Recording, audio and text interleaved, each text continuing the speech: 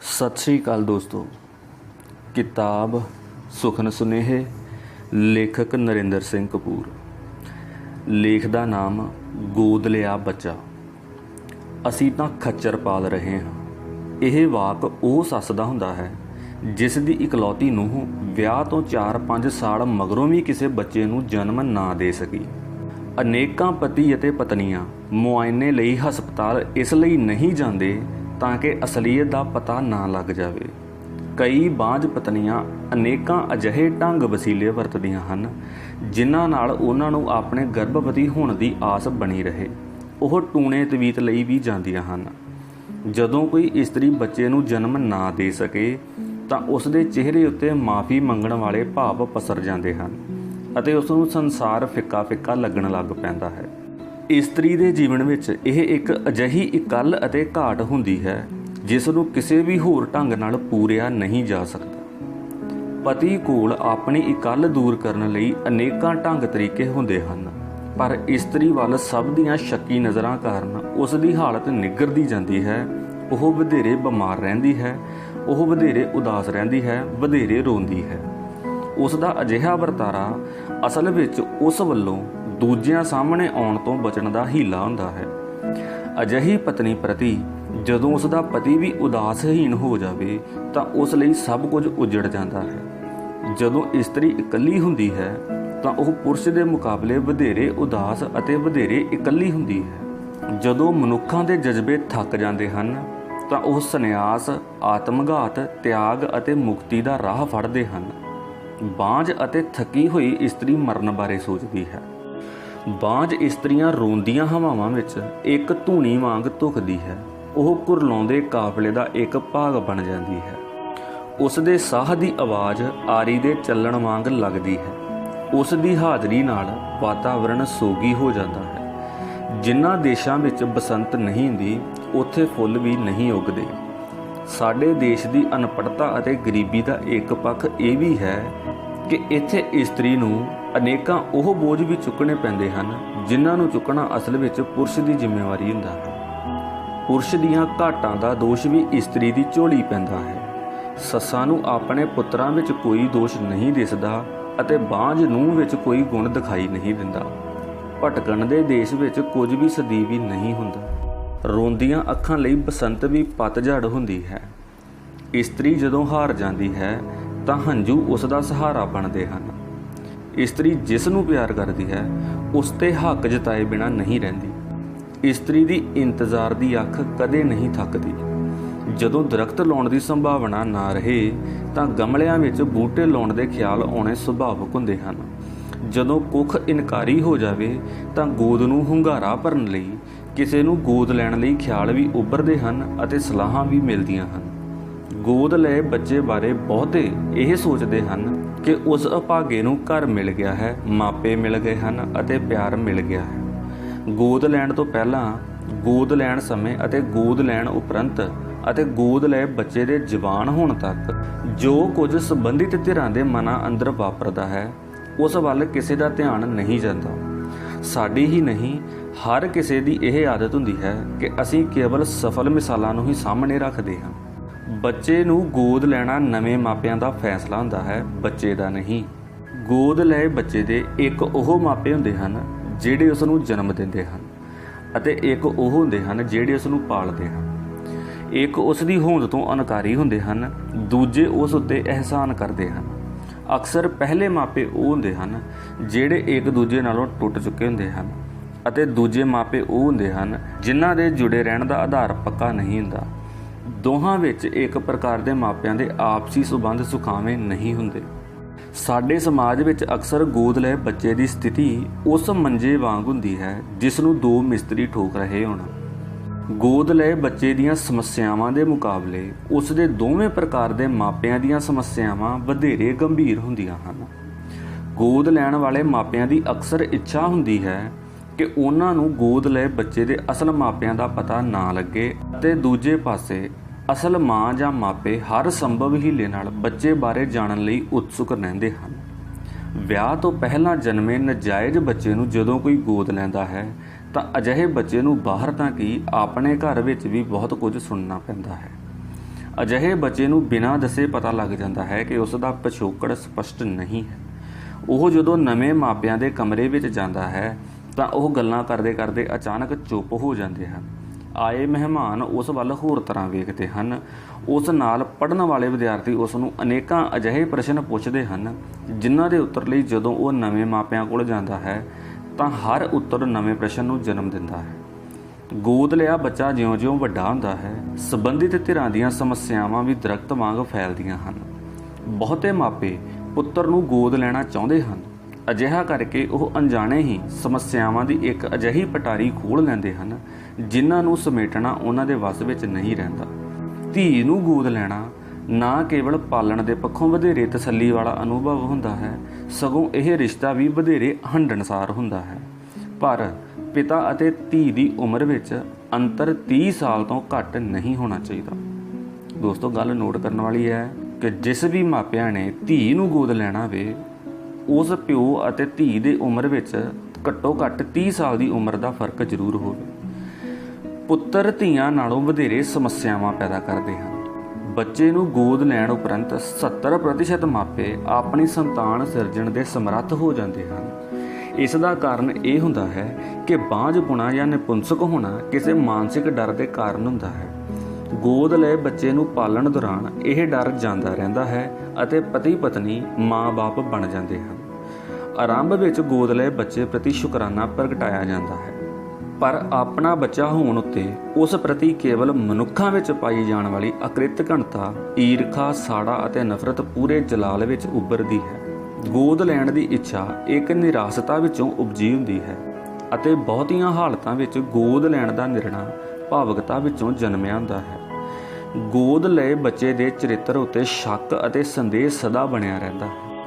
ਉਸ ਦੀ ਹਾਜ਼ਰੀ ਪਿਤਾ ਦੀ ਨਪੁੰਸਕਤਾ ਦਾ ਐਲਾਨਨਾਮਾ ਹੁੰਦੀ ਹੈ ਅਤੇ ਮਾਂ ਦੀ ਅਸਫਲਤਾ ਦਾ ਸਬੂਤ।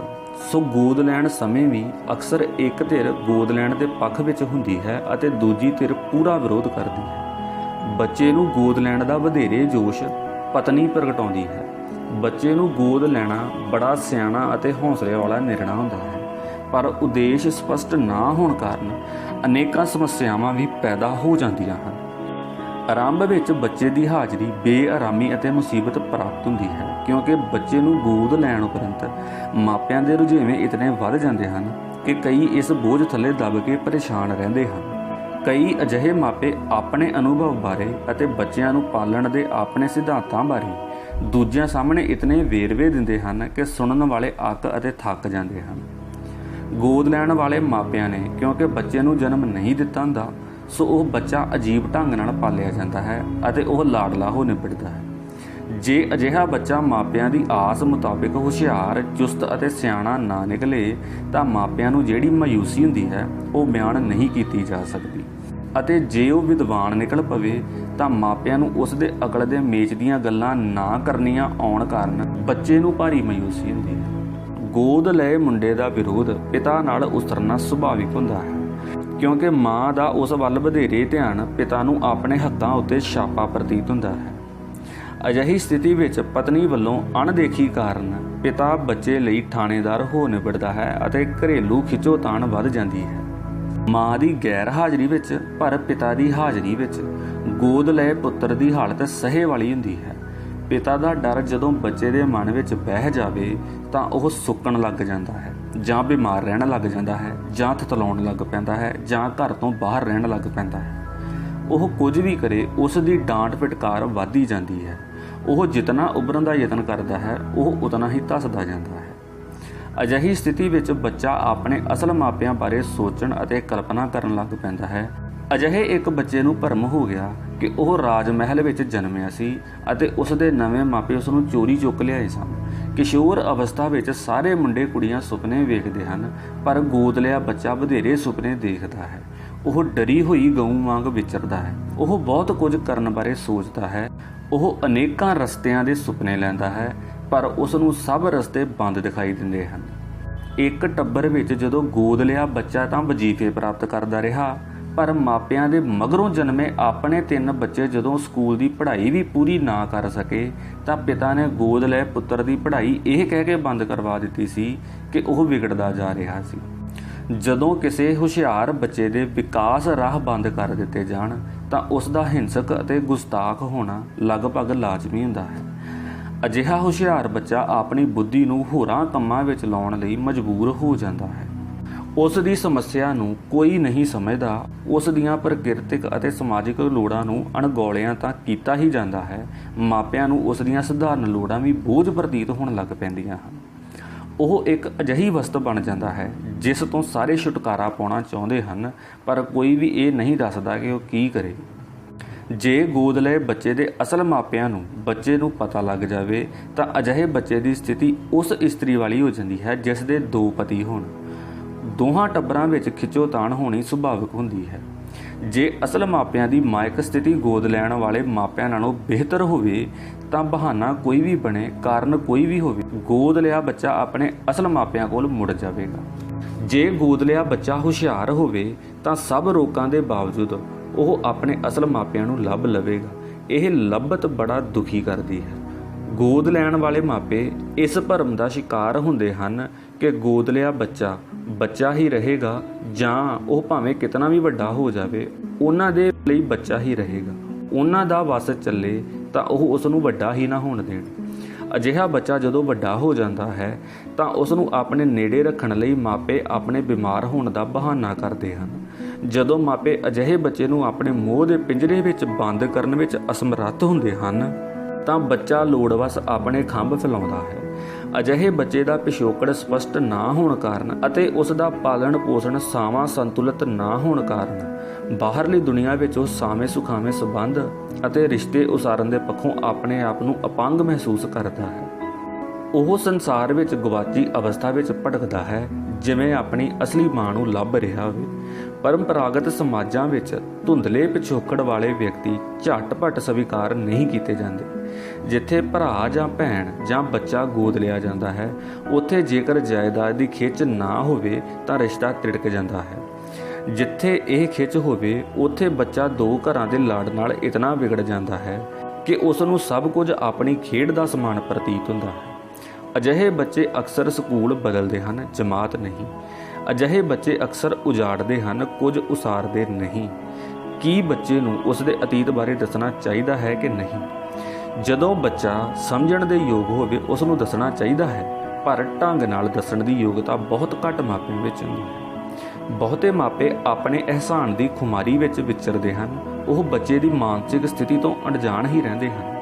ਜਦੋਂ ਸੂਚਨਾ ਦੀ ਘਾਟ ਹੋਵੇ ਤਾਂ ਅਫਵਾਹਾਂ ਫੈਲਦੀਆਂ ਹਨ। ਜਦੋਂ ਬੱਚੇ ਨੂੰ ਆਪਣੇ ਮਨ ਵਿੱਚ ਉੱਠਣ ਵਾਲੇ ਪ੍ਰਸ਼ਨਾਂ ਦਾ ਉੱਤਰ ਨਹੀਂ ਮਿਲਦਾ ਤਾਂ ਉਹ ਘਰ ਵਿੱਚ ਹਰ ਵੇਲੇ ਦੁਚਿੱਤੀ ਵਿੱਚ ਵਿਚਰਨ ਲੱਗ ਪੈਂਦਾ ਹੈ। ਉਹ ਅਚੇਤ ਹੀ ਆਪਣੀਆਂ ਕਾਪੀਆਂ ਕਿਤਾਬਾਂ ਵਿੱਚ ਆਪਣੇ ਮਨ ਦੀ ਹਾਲਤ ਨੂੰ ਚੀਚ ਮਚੋਲਿਆਂ, ਚਿੰਨ੍ਹਾਂ ਅਤੇ ਸੰਕੇਤਾਂ ਰਾਹੀਂ ਪ੍ਰਗਟਾਉਂਦਾ ਰਹਿੰਦਾ ਹੈ। ਦੂਜਿਆਂ ਨਾਲੋਂ ਆਪਣਾ ਵਖਰੇਵਾਂ ਉਸ ਨੂੰ ਸਤਾਉਂਦਾ ਹੈ। ਸੋ ਅਜਿਹੀ ਅਵਸਥਾ ਵਿੱਚ ਜਾਂ ਉਹ ਸਹਿੰਦੜ ਬਣ ਜਾਂਦਾ ਹੈ ਜਾਂ ਜਿੱਦੀ ਜਾਂ ਲੜਾਕਾ। ਨਾਜਾਇਜ਼ ਸਬੰਧਾਂ ਵਿੱਚੋਂ ਪੈਦਾ ਹੋਇਆ ਬੱਚਾ ਆਲੇ ਦੁਆਲੇ ਨੂੰ ਆਪਣਾ ਵਿਰੋਧੀ ਸਮਝ ਕੇ ਵਿਚਰਦਾ ਹੈ ਅਤੇ ਬਦਲਾ ਲੈਣ ਲਈ ਕੁਝ ਵੀ ਕਰਨ ਲਈ ਝੱਟ ਤਿਆਰ ਹੋ ਜਾਂਦਾ ਹੈ। ਦੂਜਿਆਂ ਦਾ ਆਪਣੇ ਪ੍ਰਤੀ ਵਿਹਾਰ ਵੇਖ ਕੇ ਅਜਿਹਾ ਬੱਚਾ ਆਪਣੀ ਅਸੁਰੱਖਿਆ ਕਾਰਨ ਵਧੇਰੇ ਫੁਰਤੀਲਾ ਅਤੇ ਝਗੜਾਲੂ ਹੋ ਨਿਬੜਦਾ ਹੈ ਅਤੇ ਬੇਕਾਬੂ ਹੋ ਜਾਂਦਾ ਹੈ। ਬੱਚੇ ਨੂੰ ਗੋਦ ਲੈਣ ਦੀ ਇੱਛਾ ਹੋਰ ਕਿਸੇ ਵਰਗ ਦੇ ਮੁਕਾਬਲੇ ਮੱਧ ਸ਼੍ਰੇਣੀ ਦੇ ਪਰਿਵਾਰਾਂ ਵਿੱਚ ਵਧੇਰੇ ਹੁੰਦੀ ਹੈ। ਇਸ ਵਰਗ ਦੀ ਸਮੁੱਚੀ ਸੋਚ ਉਪਭਾਵਕ ਅਤੇ ਜੀਵਨ ਪ੍ਰਤੀ ਪਹੁੰਚ ਰੋਮਾਂਟਿਕ ਹੁੰਦੀ ਹੈ।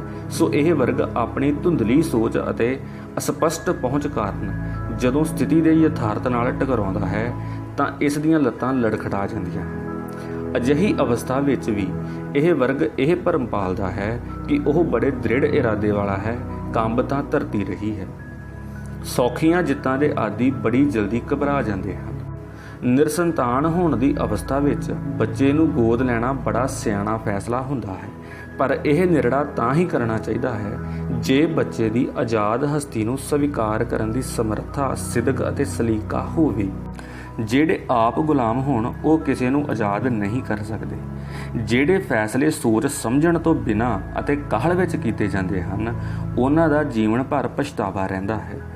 ਜਿਹੜੇ ਨਿਰਣੇ ਨਿਰਭਾਵਕ ਹੋ ਕੇ, ਅੱਖਾਂ ਖੋਲ੍ਹ ਕੇ ਅਤੇ ਸੋਚ ਵਿਚਾਰ ਕੇ ਕੀਤੇ ਜਾਂਦੇ ਹਨ ਉਹੀ ਸਹੀ, ਸਫਲ ਅਤੇ ਹੰਢਣਸਾਰ ਹੁੰਦੇ ਹਨ। ਸੋ ਦੋਸਤੋ, ਇਹ ਸੀ ਸਾਰੀ ਗੱਲਬਾਤ, ਸਾਰਾ ਲੇਖ ਇੱਕ ਗੋਦ ਲਏ ਬੱਚੇ ਬਾਰੇ।